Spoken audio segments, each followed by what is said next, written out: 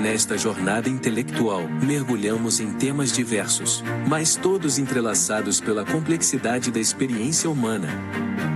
Descubra como as figuras bíblicas transcendem os rótulos de heróis e vilões, revelando suas virtudes e falhas humanas. Aprofunde-se nos temas que são tidos como preocupações contemporâneas, mas que já figuram no pensamento dos filósofos judeus medievais. Nesta jornada intelectual, o sionismo e o antisionismo nos conduzem a explorar questões históricas, políticas e culturais que moldam nosso mundo atual. Um tema pouco explorado e pouco conhecido. Conheça as mulheres pensadoras que desafiaram as normas de gênero e deixaram um legado no movimento da Haskalah. Explore a vida e a obra do diretor e dramaturgo judeu-polonês, Sami Feder, que desafiou o terror nazista por meio das artes cênicas durante o Holocausto. Não perca esta oportunidade e inscreva-se em academiajudaica.org. Boa tarde. Boa tarde a todas e todos que estão presentes conosco, as nossas queridas professoras, o nosso professor, que também tem um duplo papel aqui como reitor da Academia Judaica, e também as pessoas que estão conosco na transmissão e quem nos verá também depois com a gravação. Nós temos hoje o prazer e a honra de apresentar os 5 novos cursos dessa temporada. É a terceira temporada do ano 2024 da Academia Judaica. Já foram 2 ciclos de 5 cursos, esse é o terceiro. E ele vem com uma seleção que eu ia dizer para vocês que é fenomenal, mas eu vou deixar para vocês fazerem o comentário e a crítica a partir das suas próprias percepções. Nós vamos desde os personagens bíblicos até os dias de hoje. Até a gente vai percorrer Bíblia, filosofia medieval, filosofia moderna judaica, os tempos da Shoah, que inclusive hoje, logo mais, a gente tem o evento de Yom HaShoah, e finalizando com a questão do sionismo, Israel e o antisionismo, principalmente pós 7 de outubro. Então, para começar essa rodada, eu queria perguntar para todas, mas eu vou começar perguntando para o Rabino Ruben, que nos conte sobre esse seu novo curso, o anti-herói, natureza humana de personagens bíblicos. É o quê? A Bíblia como literatura, personagens como personagens em quadrinhos, quem são os heróis, por que são anti-heróis? Conta um pouquinho para a gente o que tem de tão relevante e de tão inovador nesse curso que te moveu a construir e trazer nesse ciclo. O que me moveu é justamente esse título que escolhemos entre tantos curadores, né? Parece às vezes que esses super-heróis da literatura infantil não se limitam apenas à literatura infantil. Na literatura infantil, os personagens são heróis, não são mais heróis, são super-heróis. São muito mais do que perfeitos, porque além de fazê-lo tudo bem, eles fazem coisas que ninguém pode fazer, porque têm poderes e superpoderes. Tudo é superlativo. E parecia, às vezes, que nós os adultos sorrimos, as crianças precisam isso. Só que não. Nós olhamos para a nossa cultura e todos os personagens que estão lá no topo parecem perfeitos. Os atores, os esportistas, os artistas e os políticos querem parecer perfeitos. A culpa é sempre dos outros. Eles nunca erram. E isso, além de ser uma falácia, por não dizer uma mentira, isso cria todos os transtornos que nós temos na cultura, na política, na sociedade, nas relações humanas e na psique das pessoas. Porque se eles são perfeitos, ou eu não sirvo para nada, porque eu não sou, ou você não serve para nada, e então eu estou muito mal com você, ou nada serve para nada. E então a vida não faz nenhum sentido. Só que a verdade é que nada é perfeito. E talvez isso seja o mais interessante de nossa existência. A imperfeição que nos permite a oportunidade de aperfeiçoar, de melhorar, de crescer, de aprender, de evoluir, de desenvolver, de perdoar, de reconstruir. O judaísmo, na minha humilde opinião, tem essa sabedoria no DNA. Porque tem muitas coisas no judaísmo que foram evoluindo ao longo do tempo, que não estavam no começo. O monoteísmo, talvez. Mas essa ideia de que nada é perfeito, e que isso justamente é bom, que não seja perfeito, e que temos que conviver com isso, é o que nos dá um sentido para viver, para estar aqui e para fazer alguma pequena diferença conosco primeiro e com os demais depois. Onde se vê isso? Nos primeiros textos, no mais e mais ancestral do judaísmo, que é a Bíblia. E dentro da Bíblia, os primeiros 5 livros da Torá. Os personagens da Bíblia, os heróis da Bíblia, não são heróis. Não são perfeitos. Não são em nada super-heróis. Nem heróis são. E nós vamos aprender isso no nosso curso. Todos eles têm momentos de fraqueza, têm momentos nos quais escorregam, erram e evoluem a partir do erro. Seja Adão e Eva, e Caim e Abel, Noé, Moisés, David e assim por diante. Homens e mulheres. E vou dar um pequeno spoiler. Até Deus, na Bíblia, é um pouco menos que perfeito.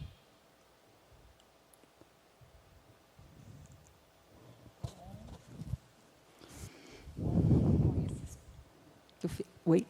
Com esse spoiler e o silêncio que veio depois, eu acho que tem aí um espaço enorme. Quem tiver curiosidade de saber o que tem por trás disso, inscreva-se no curso do Rabino Ruben com o anti-herói.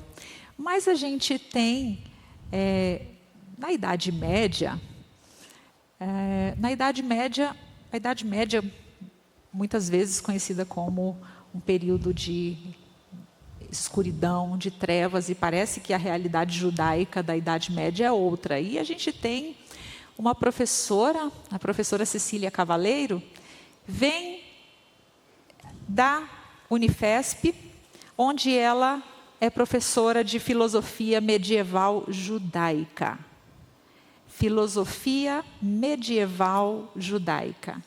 Então, eu imagino que uma pessoa que dedica a sua vida a estudar e se aprofundar numa literatura tão obscura para muita gente, de tão pouco acesso para muita gente, e ela vem trazer temas que ela encontra lá, temas que são contemporâneos. Conta um pouquinho para a gente o que foi a construção desse curso, o que ele vem trazendo e como que ele dialoga com a nossa realidade.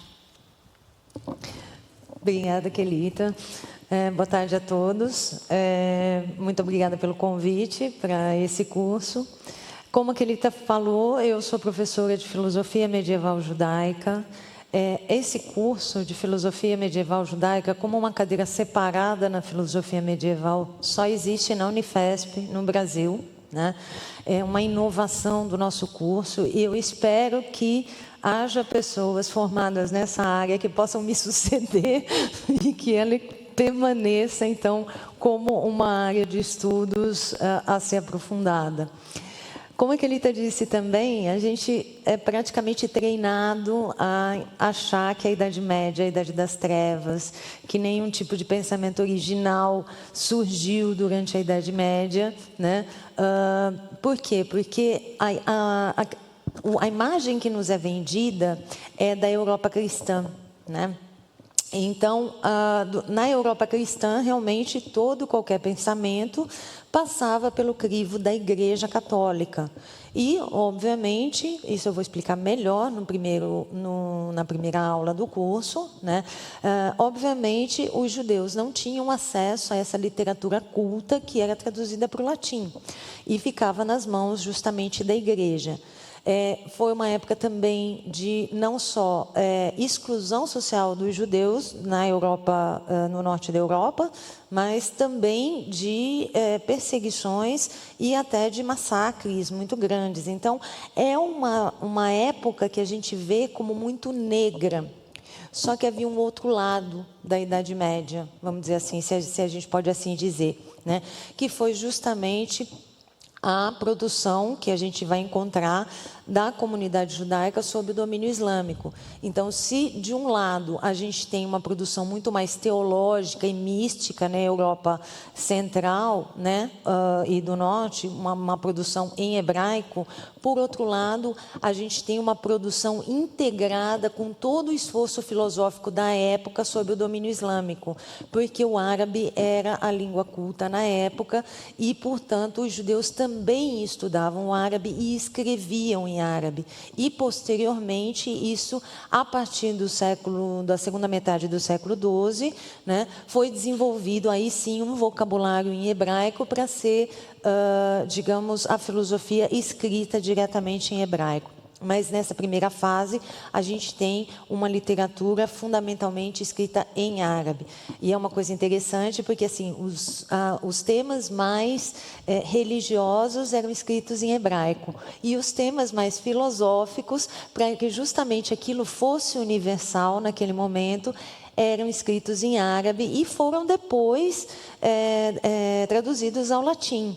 Então, uma coisa que muito pouca gente sabe, né, é que essa obscuridade medieval também ela está, entre aspas, mesmo na Europa cristã. Por quê?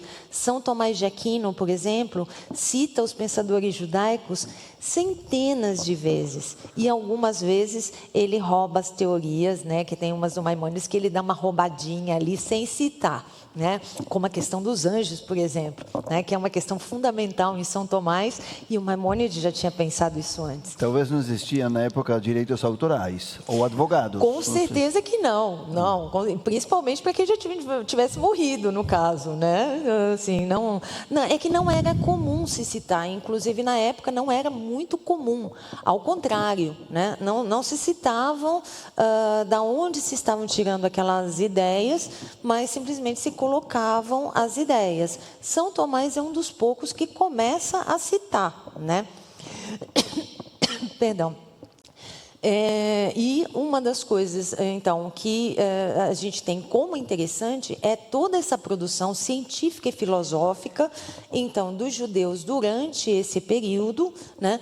E que eles colocaram questões, por outro lado, né? Outro polo aqui do nosso tema, que são as questões que são consideradas contemporâneas, né? Então, a gente nunca pode imaginar que Maimônides, por exemplo, quando ele vai trabalhar, ele era médico, filósofo, quando ele vai trabalhar a teoria dele, ele pensa no meio ambiente, ele pensa na questão urbana, né? Ele pensa em questões que para nós são muito atuais, mas são pouco conhecidas, né? E para isso demandaria um estudo muito grande. Deu tempo já?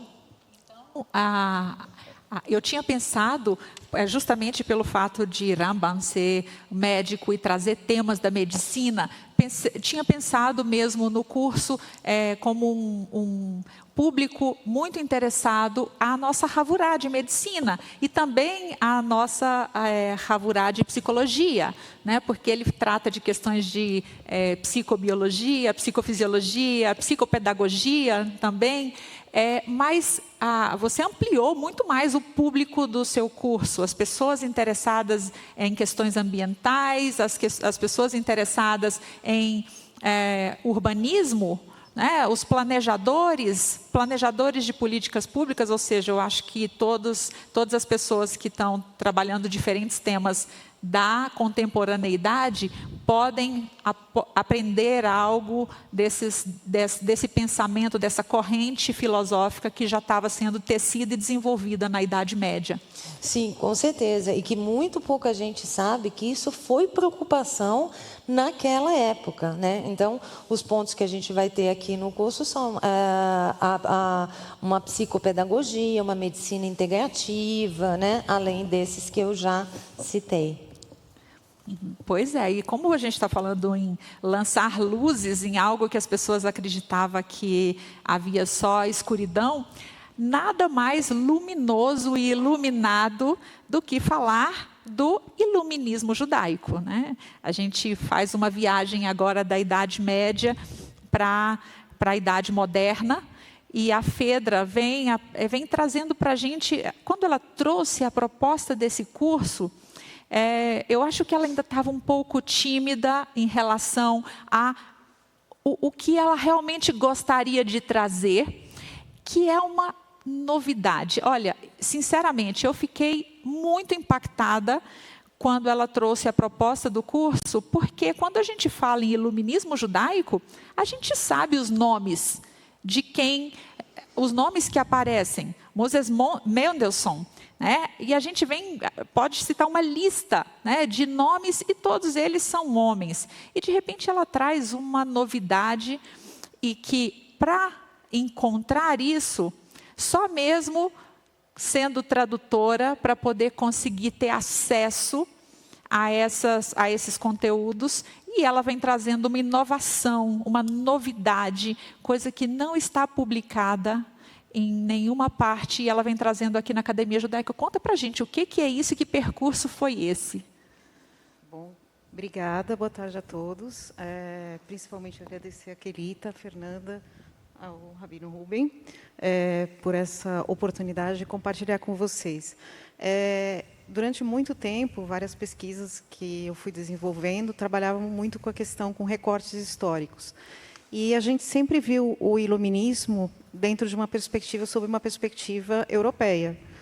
E, claro, existe, obviamente, a Haskalah, que é a perspectiva judaica, e aí chegaram esses nomes que a Kelita mencionou agora, mas são nomes masculinos, né?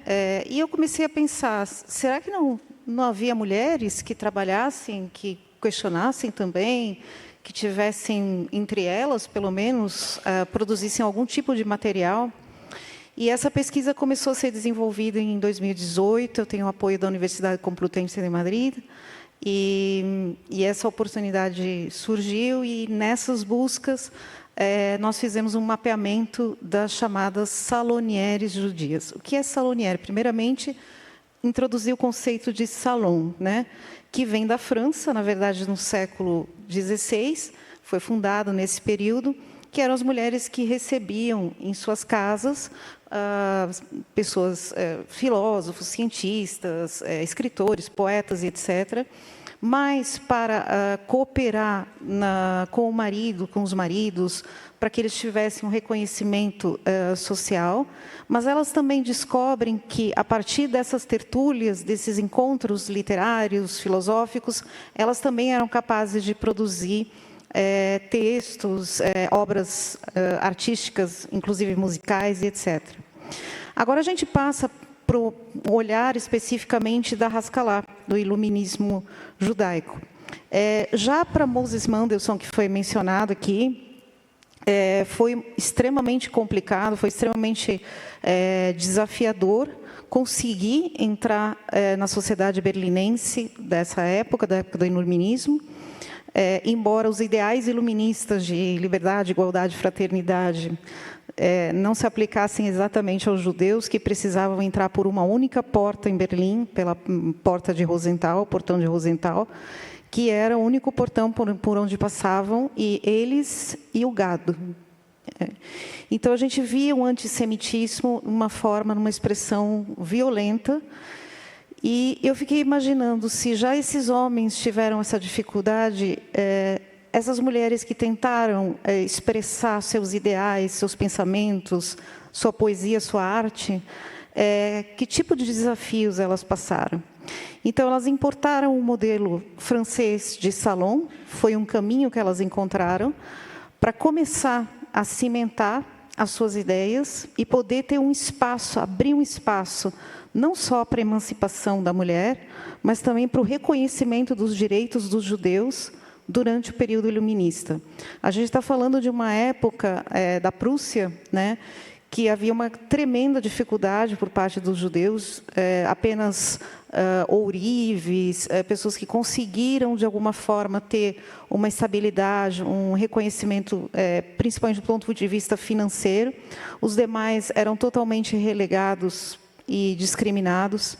E vem num momento muito especial, porque a gente acredita, toda vez que eu converso com pessoas que não são da comunidade judaica, percebo que as pessoas acreditam que o antissemitismo está restrito apenas a um período da Segunda Guerra Mundial.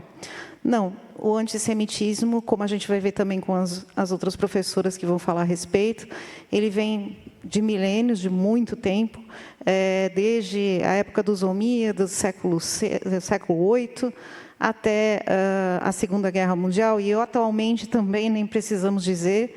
Então, esse processo precisa ser analisado, mas dentro de uma perspectiva feminina e num recorte histórico muito particular. Sim. Mas eu fiquei... vou ter que fazer o curso, de todo modo, né? Mas você consegue nos dizer, numa palavra, se as mulheres pensadoras da época conseguiram ultrapassar essas barreiras? Conseguiram ultrapassar essas barreiras, conseguiram... Não precisava.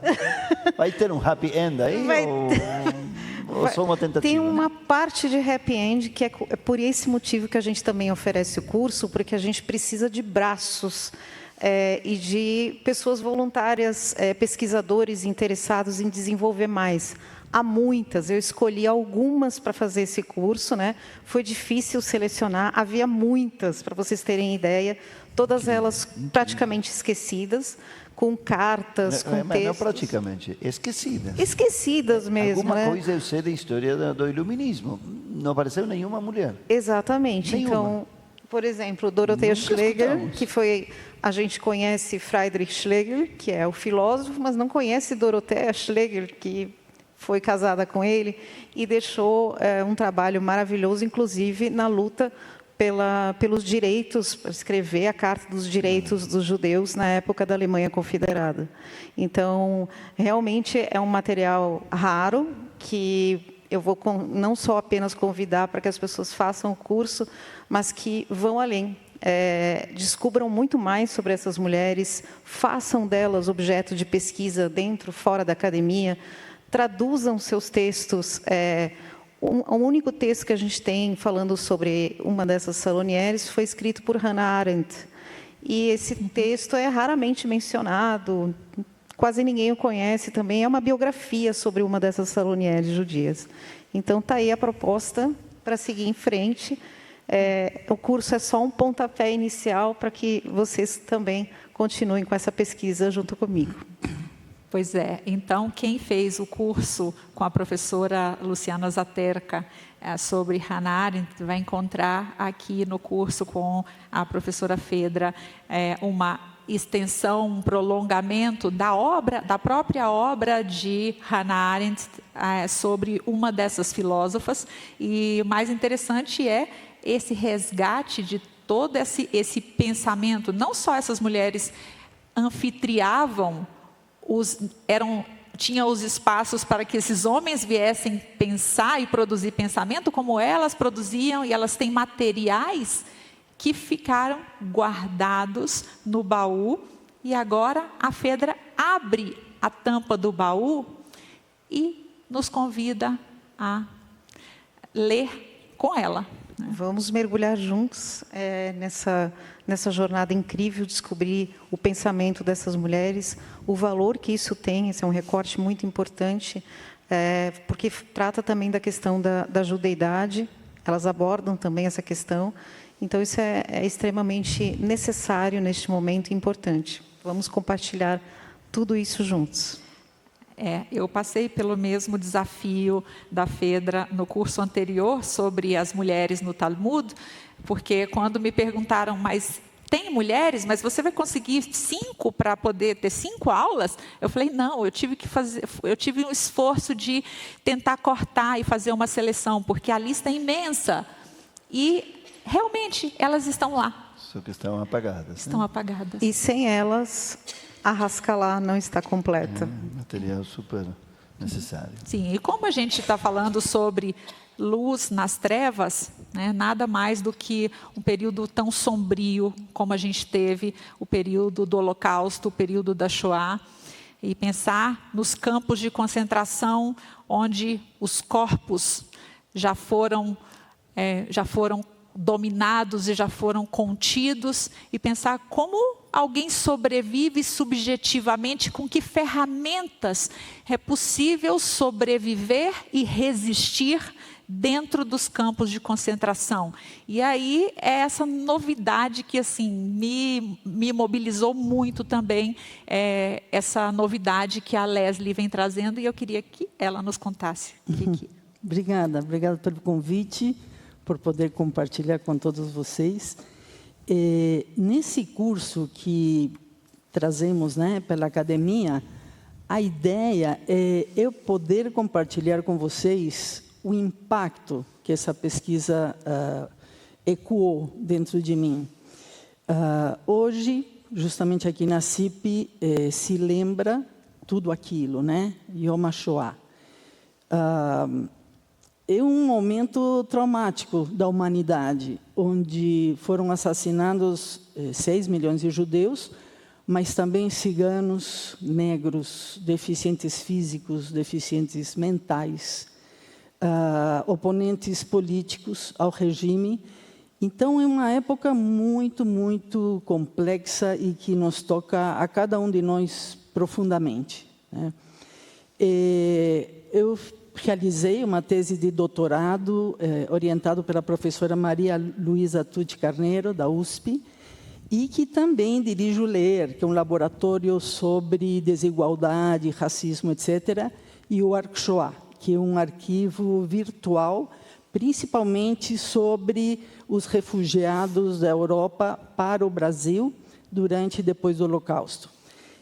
Especificamente, a minha pesquisa também foi inspirada pelo fato de ouvir histórias desde bebê sobre a Shoah, porque a minha mãe foi sobrevivente da guerra e chegou no Peru após a guerra, né?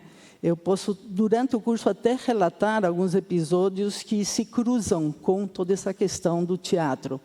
Eu acho que estudar o teatro e compartilhar o teatro da Shoah é uma maneira também de entender a própria Shoah. Então, eu pesquisei especificamente um diretor, ator, dramaturgo, músico polonês, Sami Feder, que eu descobri por acaso, apesar de que eu estava procurando algum grupo de teatro de resistência durante aquela época, e ele traz para a gente uma série de processos que são muito, muito impactantes. Antes disso, já entro no Sami Feder, eu estudei bastantes manifestações de teatro em vários guetos, campos de concentração e campos de refugiados após a liberação dos campos. Cada lugar traz outra experiência, traz outro impressionante relato, né? Então, pesquisei, por exemplo, o teatro em Berlim, lembrando que os guetos e campos foram instalados principalmente na Europa do Leste, né? No centro da Europa teve outro tipo de fenômenos censurando a arte, né? Porque eu pesquisei arte em geral também, né? Principalmente a música e, claro, o teatro. Então, em Berlim existia todo um movimento que era censurado pelos nazistas e aparentemente permitia que eles desenvolvessem arte teatral na medida que usassem autores alemães. O resto estava totalmente censurado. Depois, quando os guetos se instalaram, teve teatro muito, muito significativo desde Terezin, né, que era um gueto, campo modelo, né, uma falsa imagem para a Cruz Vermelha e para o mundo, né, estudei e mergulhei em Vilna, que teve um grupo de teatro de resistência muito forte.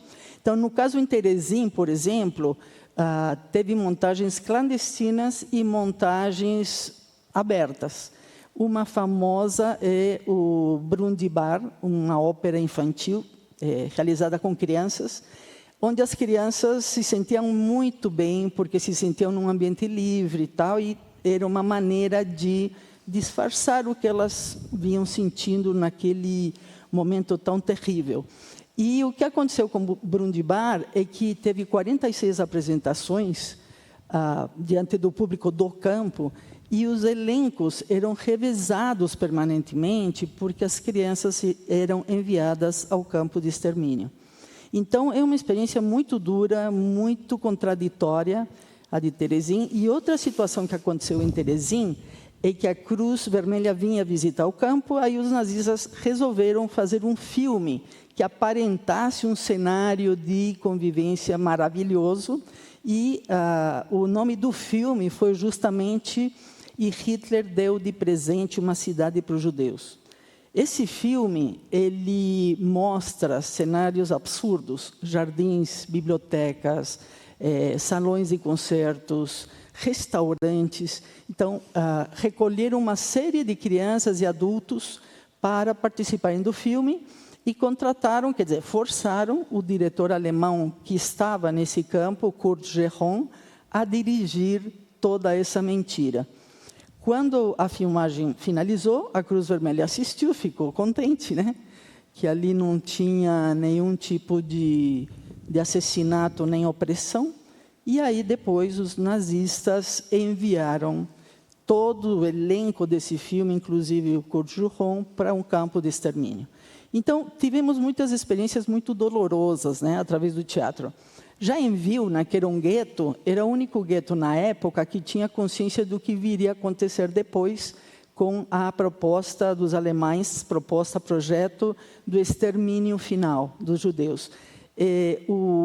A população do gueto já tinha presenciado e conhecido uma série de fuzilamentos ao redor do gueto.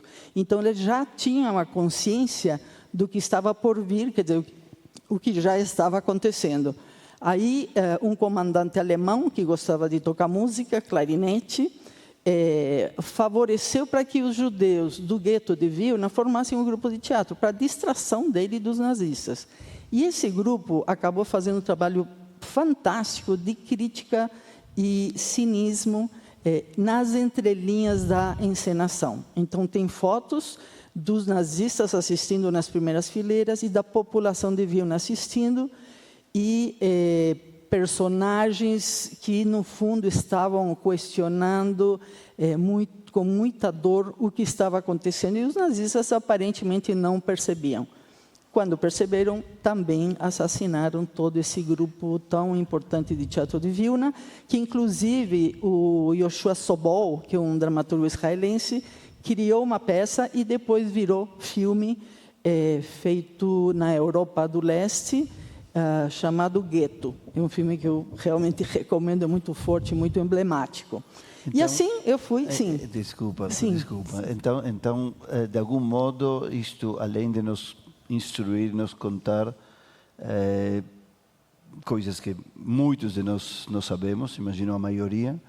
É impossível pensar que teve tanta produção artística, cênica, nessas circunstâncias. Além de aprender isso, e além de aquilo ser uma resistência para eles, é o mínimo que nós podemos fazer para render um tributo a eles. Também claro. Nós, desse modo, não? Sim, imagino que também claro. Isso é uma forma de resistir com certeza, com certeza. Essa atrocidade. E falando feita, de resistência... Mas não nos conte todos os spoilers, hein? Não. Queremos fazer o curso. Com certeza.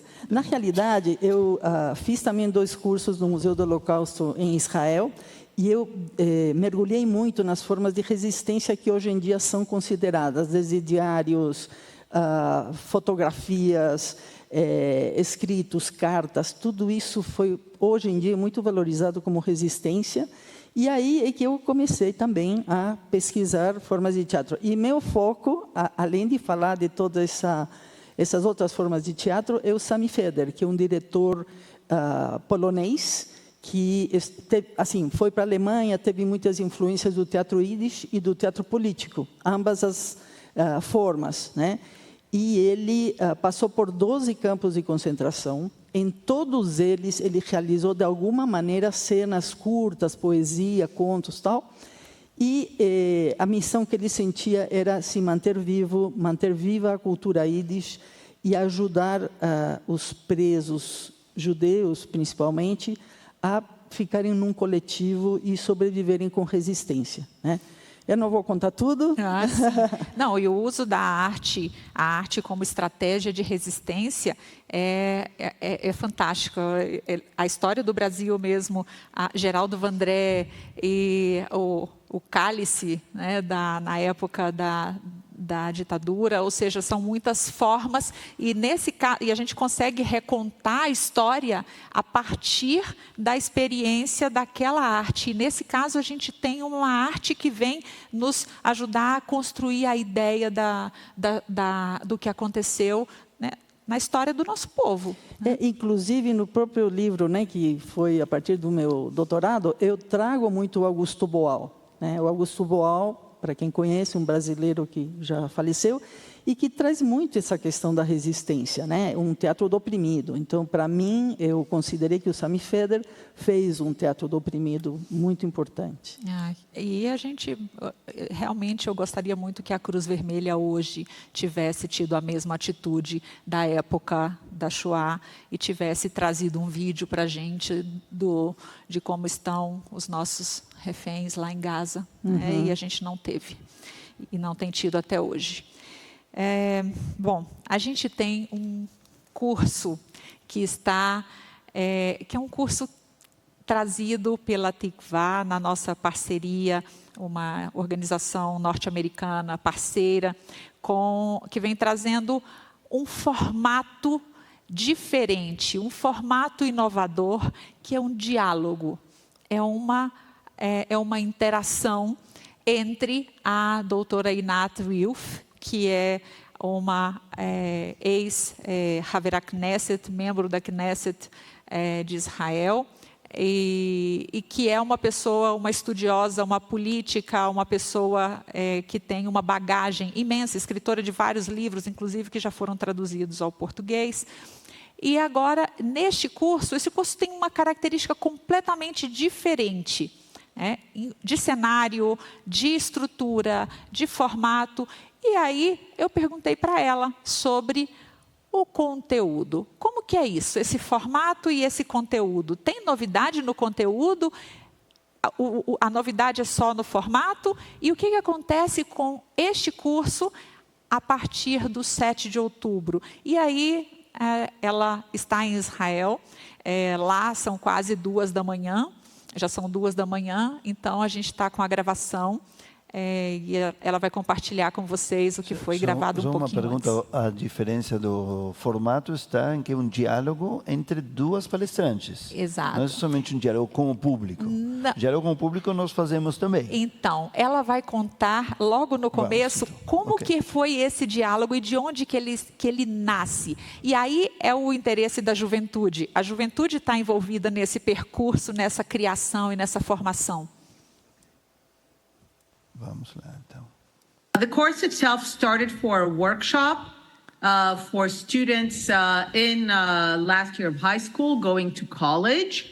And I thought that it's actually interesting to teach Zionism and anti-Zionism together and to show that with every ideological issue, whether it's socialism or Jewish religion or Christianity, we actually have both Zionist ideas that come from that, but also anti-Zionist ideas.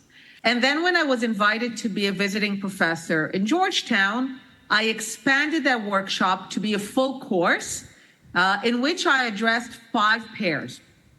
The first pair was the idea of the nation and how you both had Zionism that works with the nation, but also the idea of emancipation and assimilation, which works which worked for other nations like France and Germany, and against the idea of a Jewish nation, against Zionism.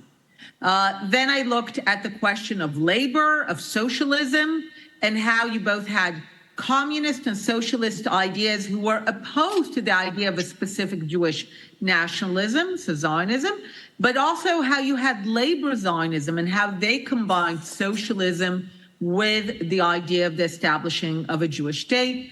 Then I looked at the religious aspects, very relevant right now, how you can use Jewish religion, Jewish theology, both to justify Zionism and anti-Zionism. I looked at Christianity in the same way, and Islam. We looked at the birth of the State of Israel, the Arab world, and finally, a specific chapter on secular Soviet anti-Zionism, which is incredibly relevant for this moment. At the end of the course, Zoe came to me and she said, "This course was more valuable to me than dozens of hours of therapy." Zoe is incredibly special.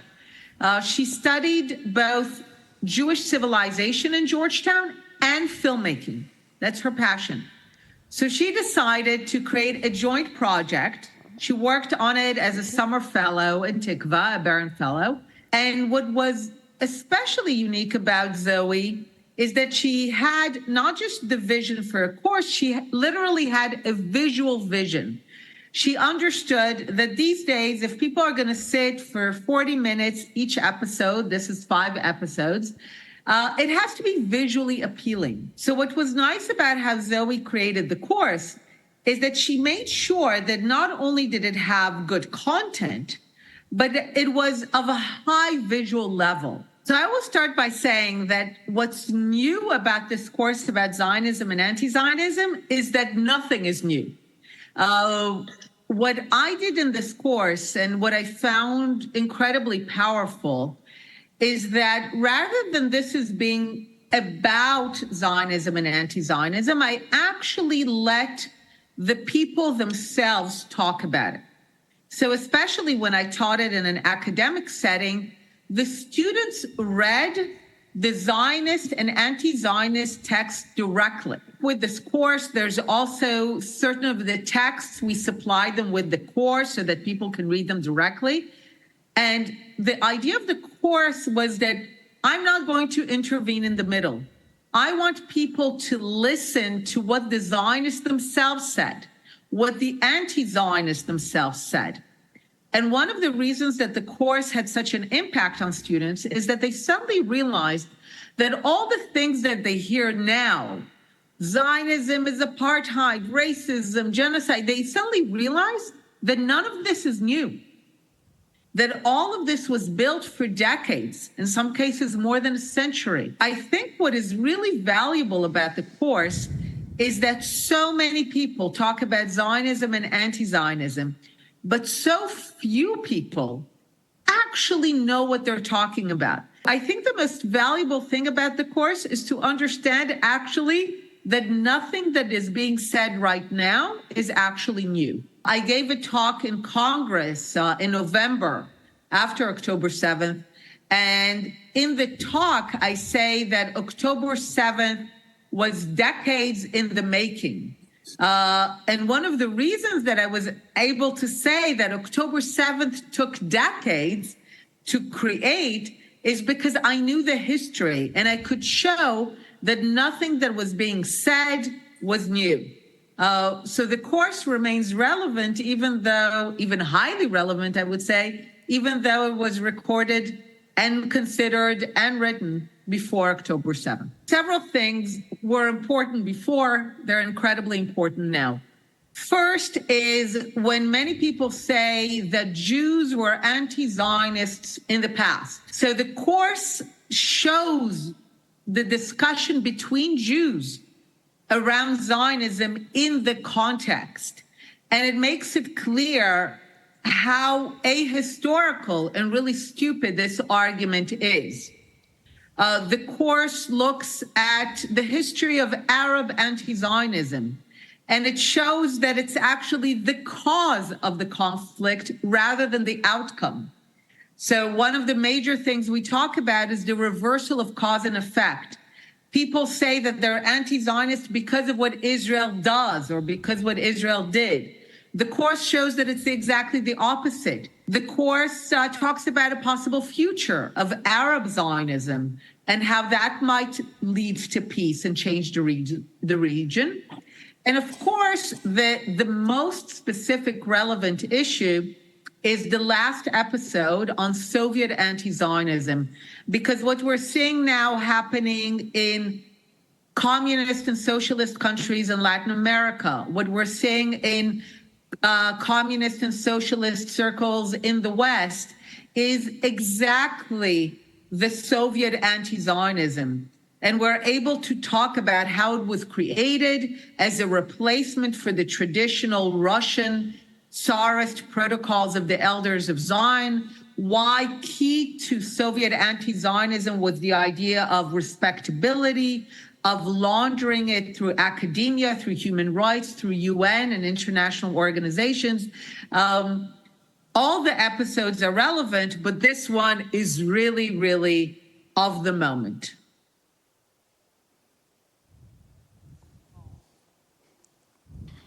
Microfone, ok. A Zoe, que é a outra professora, quem conversa e dialoga com a Inat, é uma jovem, é uma fellow de um programa da Tikvah, é um programa nas universidades, e justamente as universidades, uma das universidades onde o antissemitismo e o antisionismo se manifestou e tem se manifestado de forma tão intensa. Então, eu acho que é bastante relevante para quem olha para a realidade do que está acontecendo, principalmente nas universidades americanas, olha com perplexidade e fala, mas de onde vem isso? Qual é a base disso? E aí o conteúdo está nesse curso.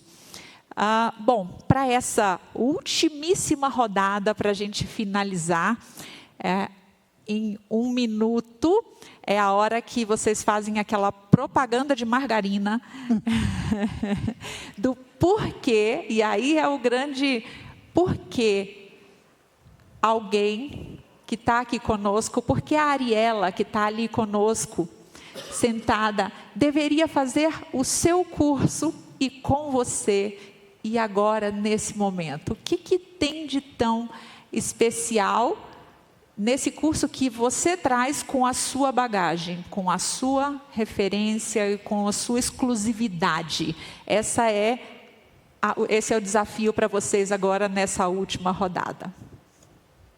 Começa? Bom, eu ia inverter a ordem, talvez uma ordem... Como quiser. Por favor. Começamos por favor. Já está com o microfone aberto. Sim, se ela tem o microfone, está tudo bem. Existem, basicamente, a grosso modo, 2 formas de ler a Bíblia em geral, a Torá em particular, e esse assunto que eu trouxe do anti-heroísmo, da imperfeição que humaniza os personagens e nos permite uma identificação verdadeira e saudável. Existem basicamente 2 caminhos quando você vê o mundo, o universo dos que analisam esses textos. Os que vão pelo caminho apologético, ou seja, que tentam dizer, não, você está lendo mal. Deus não se arrependeu em tal momento. Abraão não errou aí, Davi também não aqui. Eles são perfeitos, sim, só que você não entendeu. E vou te explicar por quê. Esse é um extremo, na minha opinião, eles estragam a Bíblia. Exatamente. Toda a riqueza que tem, a reduzem a o que acontece com os livros de história que temos por aí, com os livros infantis e também com a cultura das redes sociais, onde todos são lindos e bonitos, só que não na realidade. A Bíblia faz o contrário, mas estes leitores voltam a esses modelos que estragam o esforço da Bíblia. No outro extremo estão os que criticam tudo e então perdem o texto. Ninguém serve para nada, ninguém presta. Nem Abraão, nem Isaac, nem Jacob, nem as mulheres, nem Moisés, nem Davi. Olha como todos têm um monte de erros e são piores do que a gente. Tá entendido? Tchau, não preciso mais.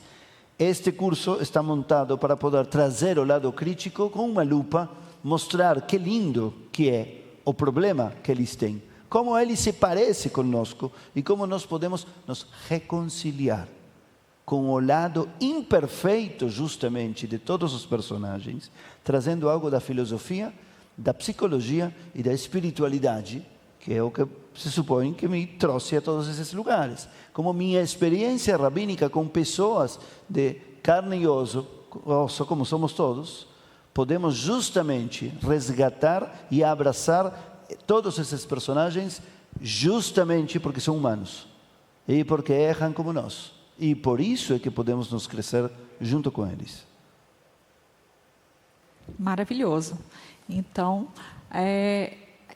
eu repasso a pergunta já entendendo que o seu curso vem desse lugar do filósofo e do rabino que vê os problemas cotidianos das pessoas na comunidade e encontra nas fontes judaicas uma forma de identificação para essas pessoas, para que elas consigam ver caminhos possíveis e viáveis dentro da própria tradição, parte desse duplo olhar. Isso mesmo, não podia dizer o melhor. Ótimo, obrigado. Foi só uma tradução do que você disse. É isso mesmo, a partir da imperfeição, como podem todas as pessoas se melhorar como esses personagens fizeram. Ótimo, então eu vou seguir aqui com a Fedra e depois a gente volta aqui no círculo para fechar. Dizem que um dos maiores castigos que a gente pode dar para alguém é esquecê-la, né? O oposto do amor não é o ódio, é a indiferença, é o esquecimento. Então, o esquecimento dessas mulheres do iluminismo judaico, da Haskalah, é totalmente injusto. O pensamento delas contribuiu e muito para mudar a questão judaica naquele período, para que houvesse respeito aos direitos dos judeus naquele período. Elas foram essenciais também para a emancipação da mulher, para os questionamentos relativos à religião, enfim. E tudo isso está em manuscritos e peças raríssimas que eu estou trazendo exclusivamente para quem vai fazer o curso. Essas peças são incríveis, são relíquias, muitas delas que estavam perdidas aí no museu, por exemplo, de Estocolmo, na Suécia, cartas, documentos, enfim, tudo isso que nós vamos tocar e trazer elas à tona, trazê-las e tirá-las do esquecimento, porque elas não merecem esse castigo, muito pelo contrário, elas merecem ser exaltadas, reconhecidas e ver o papel importante que tiveram, nós vejamos o papel importante que tiveram para esse período do iluminismo judaico. É isso. Só agradecer a Fedra por esse resgate e trazê-las à tona. Essa é a responsabilidade dela e a nossa é de acolher esse convite e colocar e trazer à vida essas mulheres. Então, vamos lá. O que é que a gente... Cecília, em um minuto, conte para a gente por que, com você, este curso, neste momento, a relevância e alguém deve se inscrever nesse curso. Bom, um pouco disso eu já coloquei, que é, digamos, esse desconhecimento, né, que nós temos em relação a essa produção medieval, mas eu acho que mais do que isso, quer dizer, vocês vão encontrar nesses cursos que eu estou apresentando aqui na Academia Judaica, algo que não se encontra, nem os meus alunos encontram nas minhas aulas. Por quê? Porque o trabalho acadêmico, normalmente ele é ultra especializado. Então, o que a gente tem? A gente tem aqueles filósofos que vão se dedicar, né, ao aprofundamento da filosofia daquele determinado autor. Ou, eventualmente, no caso de Maimônides, por exemplo, historiadores da medicina que vão, né, levantar aí, né, essa obra médica dele. Então, eu tenho uma perspectiva um pouco mais integrada dessas coisas, né? Então, assim, o que eu faço aí, buscando dentro da obra desses autores e coisas relacionadas com determinados temas, né? Então, essa visão mais, digamos, integrada, né? Da obra desses autores, é uma coisa que vocês não vão encontrar nem no meio acadêmico, porque é algo que, digamos, não tem tanto valor assim, vamos dizer, no meio acadêmico, enquanto para nós, em termos de conhecimento, tem muito valor. E, por outro lado, essa questão da atualidade, ou seja, essa perspectiva, né, que eu passei a ler esses textos a partir de uma perspectiva da atualidade, tentando buscar quais eram os elementos que a gente poderia encontrar ali, que seriam elementos que, digamos, seriam precursores, de algum modo, de ideias, de teorias e de preocupações que são preocupações contemporâneas.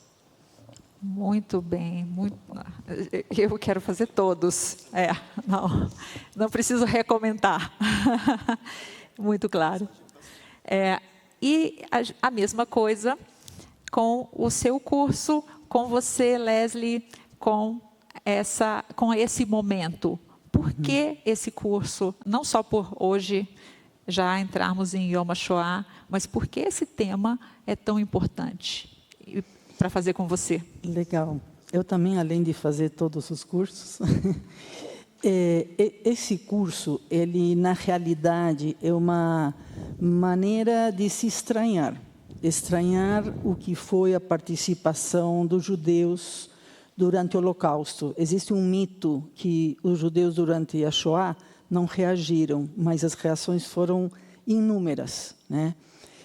Eu acho que trazer isso para os dias de hoje é fundamental para entender os espaços que tem para, sim, se posicionar, para, sim, estar num âmbito coletivo e para, sim, entender o que ocorre e ver o que é possível se fazer.